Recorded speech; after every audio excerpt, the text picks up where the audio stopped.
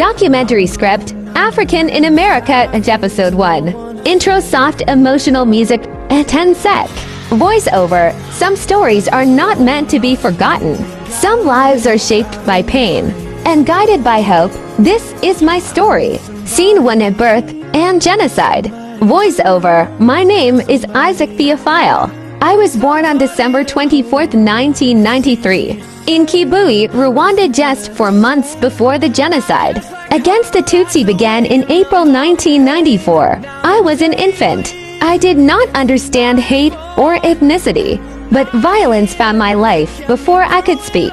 Scene 2, the loss of family. Voiceover, my parents were Tutsi. My father was Dahimana Joseph, also known as Buyukwe, during the genocide. My mother was killed while carrying me on her back. I survived only because one person chose compassion over hatred. My entire family was wiped out. My father, my grandparents, and all relatives were murdered. I was left alone in the world. Scene 3, the orphanages. Voiceover, I was taken to save the children.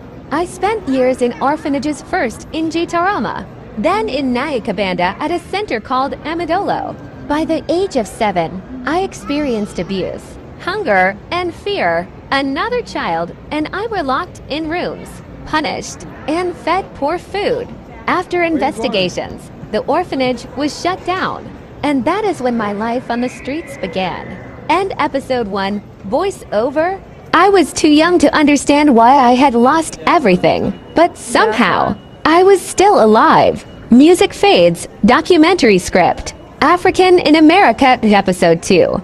Intro slow hopeful music. Voiceover, life on the streets is never a choice. It is a consequence. Scene 1, the street life. Voiceover, I became a street child. I slept under streetlights. I begged for food many nights. Hunger and fear were my only companions. But one thing kept me alive, school. Scene 2 of school. Voiceover, I attended Kabasunzu Primary School. I was quiet, hungry, and often punished. One teacher, Bitanga Krodura, was extremely strict and often beat me. Later, I learned he was struggling with alcoholism. School was still my only safe place. Scene 3, a divine and kindness. Voiceover, one classmate changed my life. Her name was Uwamabe Divine. She noticed my hunger and said, "Come home with me." Her mother welcomed me with compassion. Every lunchtime, they fed me. They treated me like a human being. Because of them, I survived long enough to finish primary school.